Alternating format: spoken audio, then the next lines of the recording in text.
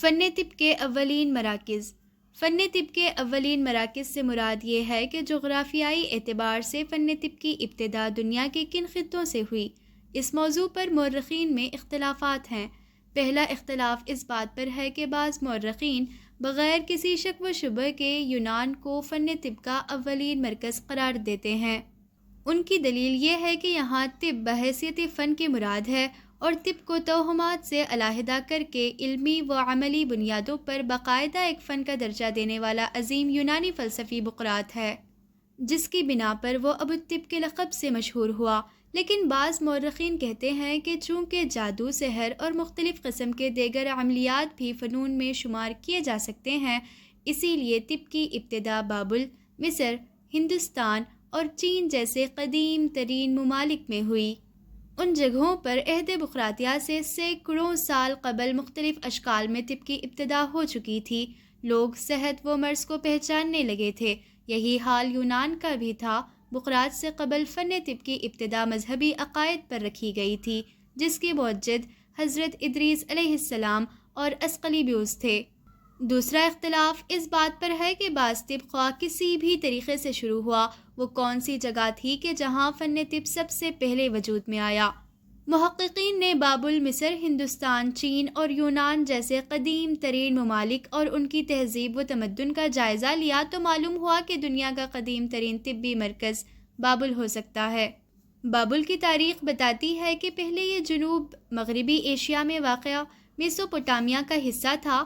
وہاں تقریباً 4000 قبل مسیح میں سومیر نام کی قوم آباد تھی۔ پھر بعد میں سومری حکومت شمال اور جنوب دو حصوں میں تقسیم ہو گئی۔ جنوبی حصہ بابل کہلایا اور شمالی آشور۔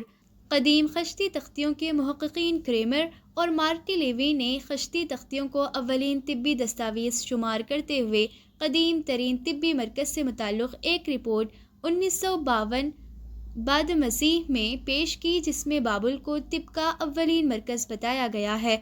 وہاں دو مشہور نہروں دجلہ اور فرات کے درمیان کی خشک پٹی پر جو قوم آباد تھی، اس نے فن طب کی ابتدا کی تھی۔ ایک قدیم طبی مخطوطہ جو کہ خشتی تختی پر لکھا ہے اور تقریباً 3000 قبل مسیح پرانا ہے، اس سے پتہ چلتا ہے کہ سومیر قوم کے ایک طبیب نے اس کو تحریر کیا تھا تاکہ اس کے شاگرد اس سے فائدہ اٹھا سکیں۔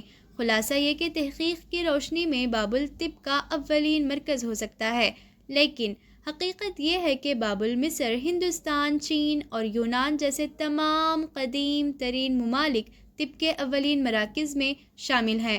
یہ وہ مقامات ہیں جہاں انسان نے پہلے پہل اپنا ڈیرا جمایا اور عام ضروریات زندگی جیسے ہوا، پانی اور غذا کی فراہمی کی وجہ سے مستقل طور پر یہاں سکونت اختیار کر لی، جس سے آبادیاں وجود میں آئیں۔ اور چونکہ فن طب زندگی کی اہم ترین ضرورت ہے، اسی لیے ہر جگہ کسی نہ کسی طور سے فن طب کی ابتدا ہو گئی۔